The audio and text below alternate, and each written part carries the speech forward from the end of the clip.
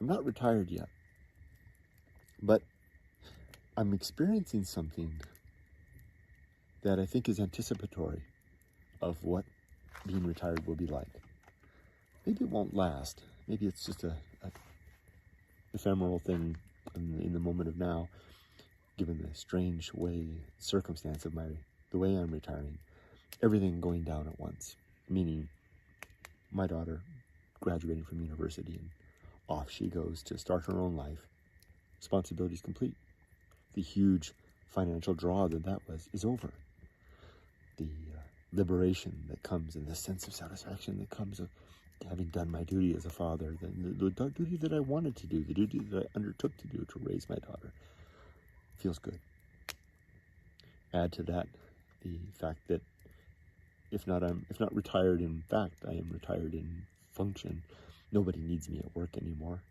Meetings are not stressful anymore. I attend meetings and action items don't come my way. Nobody asks me to do anything. I'm not going to be around long enough. Nobody even really notices me there anymore. At first I thought that, maybe I would be needed. I realize now I'm not needed. I'm just waiting off the clock, and I could have set my retirement date for September, and it would have been to the same effect. So there's the fact that the work stuff is gone and liberated. The pressure, the supreme pressure for 40 years of being the primary breadwinner is past. Plus, there's this sense that comes of being 60. A sense of having been there, done those things.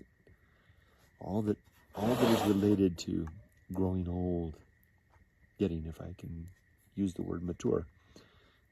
Certainly, looking back at just anyone 10 years back or 20 years back or 30 years, oh, heaven forbid. They have so much yet to experience and go through. And I know it sounds patronizing.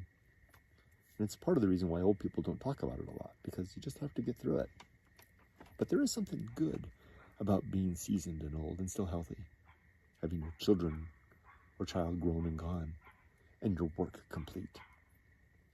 Add to that the deep, deep satisfaction of having my life's work complete in the form of my book, Going Alone. All done. Every single word in that book is exactly where it needs to be. Not a word needs to change, nothing. I can go on writing for the rest of my life, and it's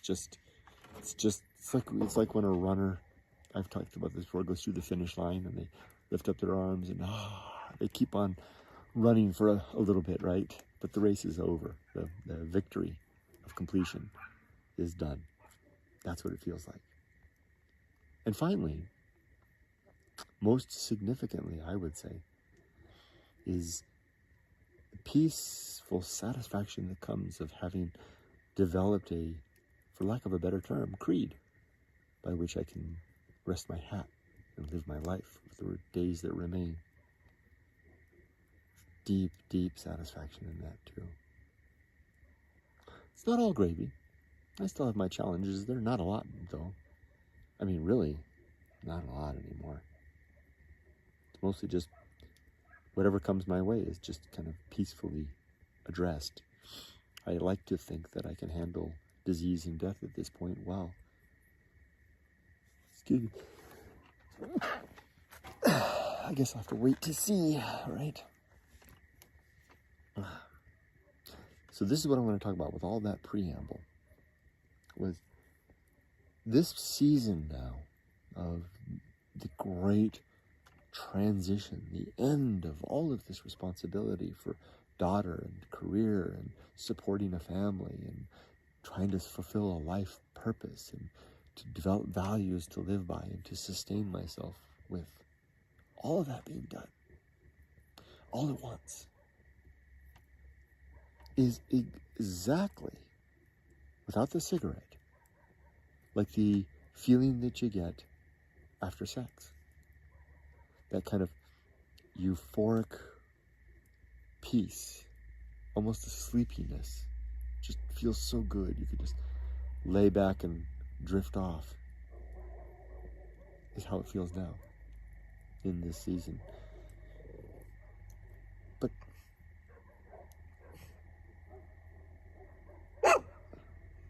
just the sake of it, let the dog do his thing.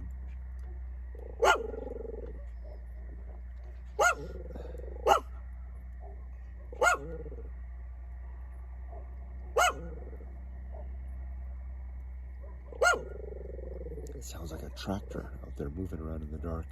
What do you think that is, Rudy?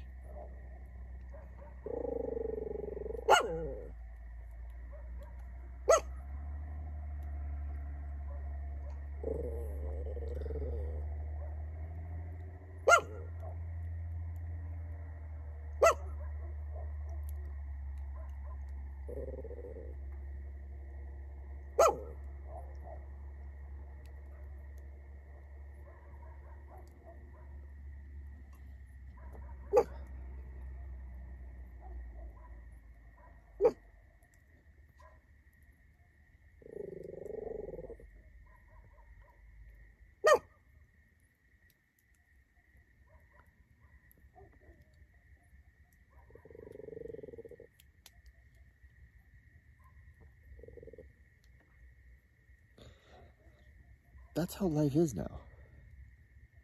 It's not all peaceful evenings by the fire. There's interruptions that occur, segues that transpire, and things that happen out of turn, or seemingly out of turn. And at this point in life, I just take all these things in their stride, in my stride.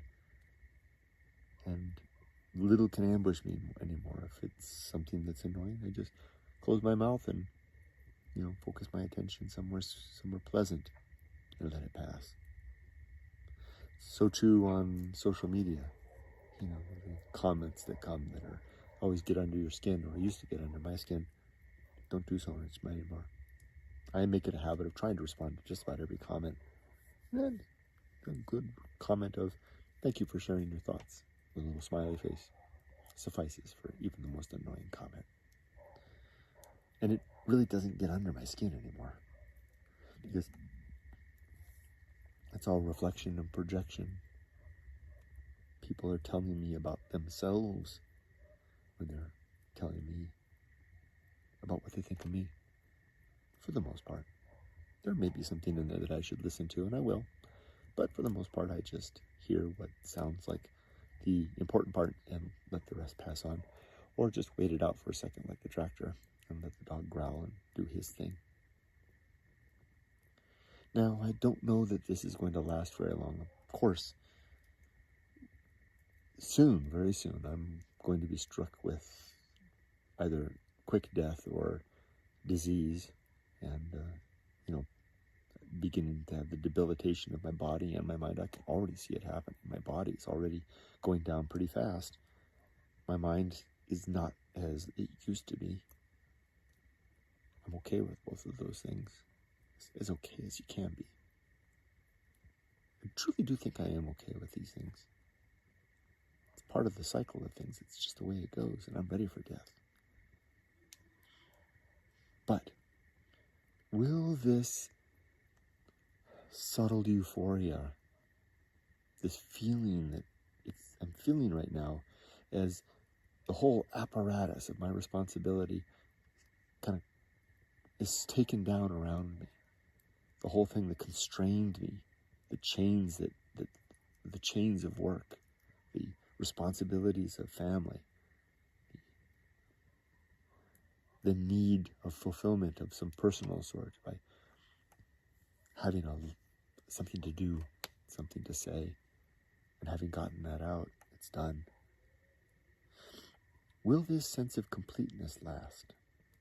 Or will it be replaced by some other, maybe wanton need, some other distraction? My guess is that it won't.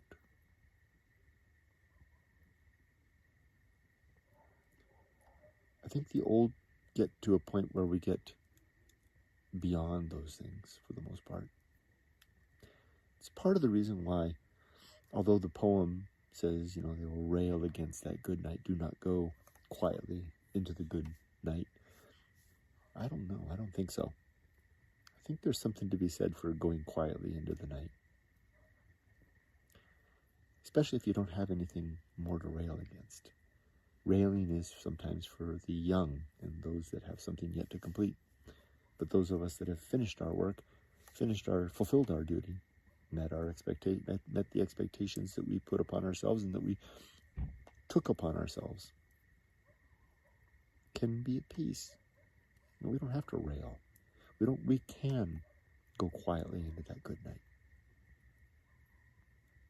So if that's the case, and if I'm one of them who can enjoy the satisfaction of being done, then wow, what a season of life this is. What a time to be alive. So I'll finish this stone with one parting shot. Then I have one more stone to do. The parting shot is, if you're not in that state, and I have not been in this state all of my life. I'm 60 now, and it wasn't up until 6 months ago that this really began. When my daughter graduated, my family went to Japan, and my sense of work responsibility became complete, and I began to, realize that I was free of burdens and responsibilities that I had chosen for myself. I chose to be a husband, I chose to be a father, I chose to be a breadwinner, an employee, etc. Just now that I've reached the end of that, and it feels good. But I want to say this: if you're in the midst of all of that, if you're a younger person, and this is not me sounding like, I hope I'm not sounding like some old guy saying, "Hey, you young people, listen to me," but why not? I got something to say that might be useful. If you're younger and you're in the midst of it all, still got the young kid, you've still got the mortgage to pay, got the job to do, the taxes to pay, etc., etc. Just know that if you can maybe get to the other side, there might be a peace like this waiting for you. There's a lot of people like this, a lot of older people that seem to be all right with being old. I don't know why they don't talk about it. Maybe it's because most people don't talk about life. Or maybe it's because it's maybe cruel to talk about how wonderful this is with those that are still in the fray. I don't know. But I'll talk about it. It's wonderful. It's wonderful. And I would just like to encourage you to, when it's really tough, just keep pushing at it. Do prepare. Do prepare for being old, though. Don't let this age sneak up on you unexpected. Be prepared so that you can have your freedom too. Take this little stone and put it aside.